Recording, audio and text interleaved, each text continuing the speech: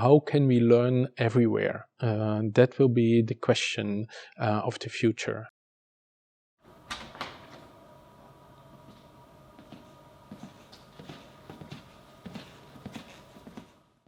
Hello, my name is Jan Boelen. I'm Direktor of HFG Karlsruhe. We are an art university where we try to unite art, theory and design in order, what we say, to shape freedom. I'm also artistic director of Atelier Luma. It's a research lab where we are developing mainly sustainable materials and thinking about sustainability in general. And next to that, I curate and make exhibitions. And one exhibition that is relevant is the Istanbul Design Biennial that I curated with the title A School of Schools, which was about what is learning today and how can we design learning and how can we learn from design.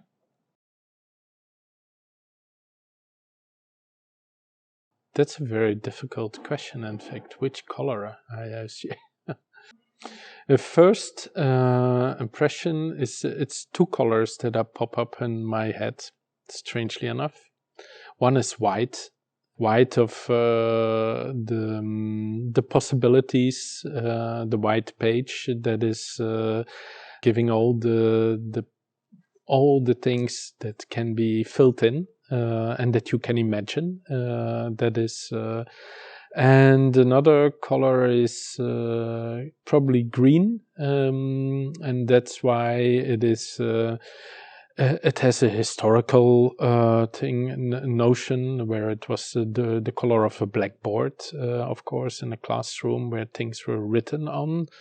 But also it's the color of we associate with nature. Many things we can learn from nature itself. That's at least what I believe. And if you look to life, that is where we can learn things from. And that are the two colors I associate with learning. I was trained as a designer, traditional designer.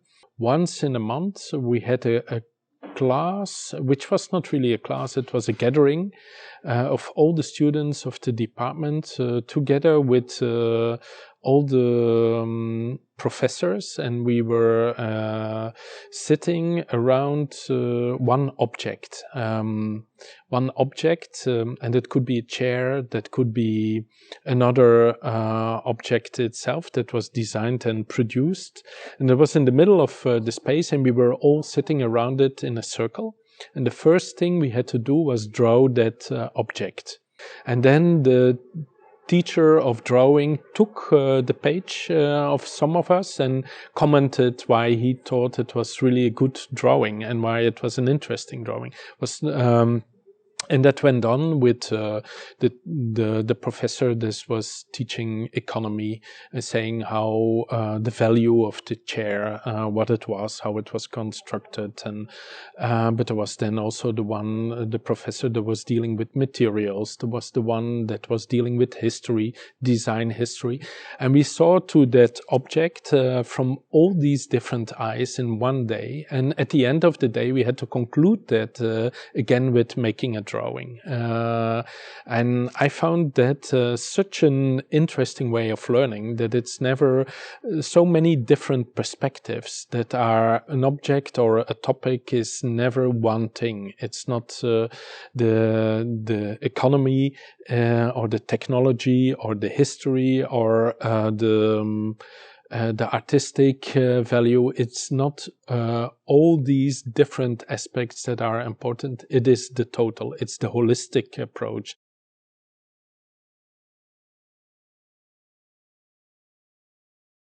I believe that learning that will not be done separately in only separated like it's now. We are in this school building, in this educational institute. Learning will become an attitude, and an attitude that will be part of everyday life, and that is will happen everywhere. So how can we learn everywhere? That will be the question of the future. What are insights? What are things that show us the differences, how things are evolving, progressing? And that's what I think where learning will be situated in the future.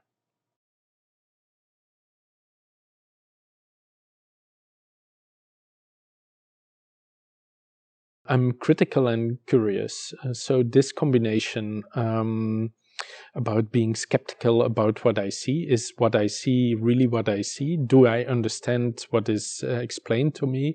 And then I want to know more. That's my character. And it's this attitude that I think is important to become an active citizen. I think really learning is super important for our future society. We can consume knowledge, or we can produce knowledge. And this is the key for the future. The moment we start producing knowledge ourselves and become an active agent, we are not just consumers in self and becoming numb. Like we are now numb by all the technologies around us. We can use them as tools and as means for learning, or they can become our goals for learning, and they should stay the tools in order to enable us to learn things.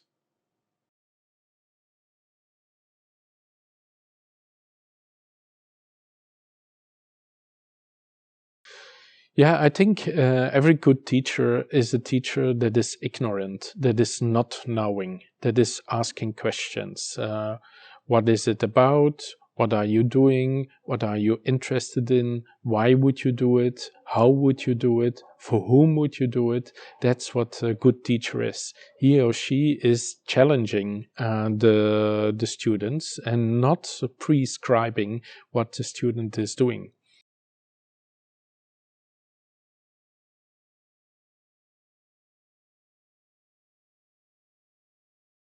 I hope that we find very innovative, challenging ways to go into hybrid environments that are now copying still the traditional classroom situations. And I don't find it inspiring environments yet.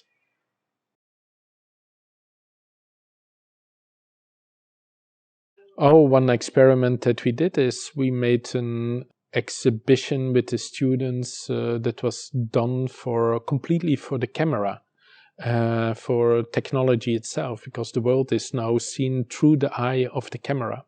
And where the camera focuses and where the camera is zooming in and zooming out as point of view, because it's the camera who is deciding what we see and what we don't see.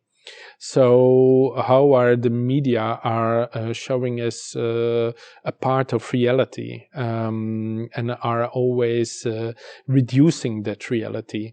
And I think using these tools is interesting, but if we can be more also creative with it, playing with these technologies, how they can inform us, that would can become a dynamic tool.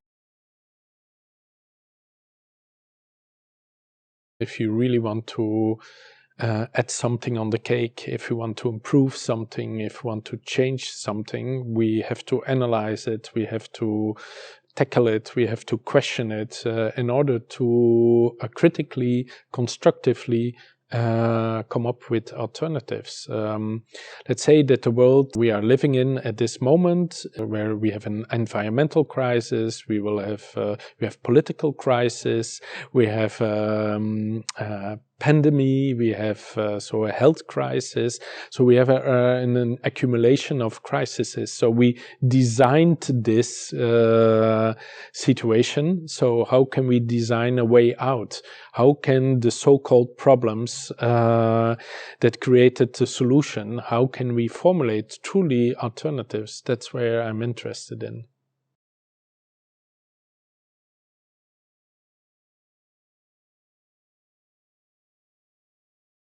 Oh, I would love to know that too. It's a very difficult question, especially in these times. I arrived 1 year ago, and after 2 months and a half, I had to close the school. So to take and to meet and to talk to the people is how you do it.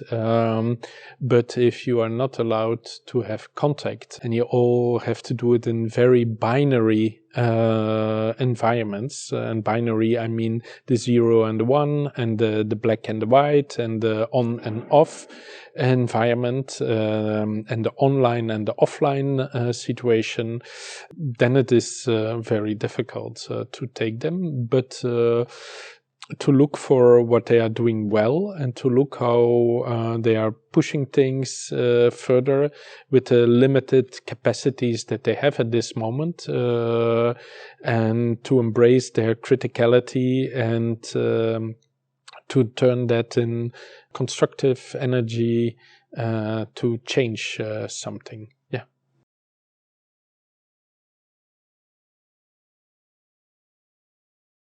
Play with it and don't make it into a goal, but use it as a tool.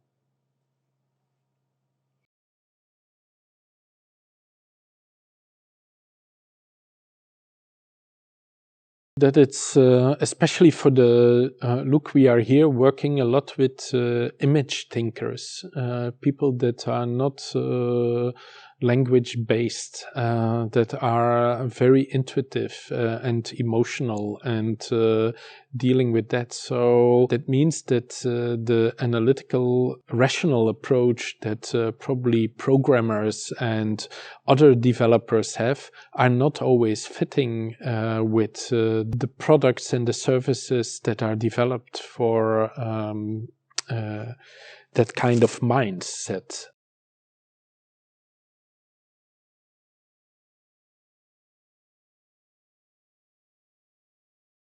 Yeah, we are dealing with artificial intelligence. Artificial intelligence itself is very stupid. It's nothing, in fact, to make it a long story short. It's very handmade. It's people's work. People are making it. We think a lot and work a lot on the implications of AI. What is doing it with our everyday life and what are the dangers of it? And I myself, I'm interested in how AI can become a tool for knowledge production. What we see is that many so-called search engines, the Googles of this world, are blocking, in fact, are cutting us off of information.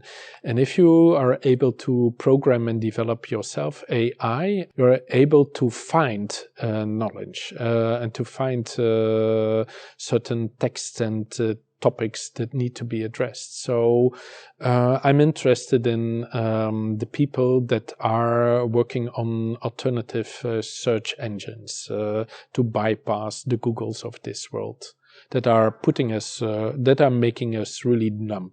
Yeah.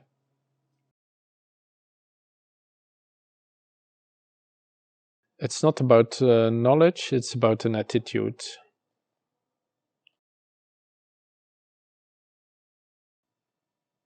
To learn inspires me. Dot.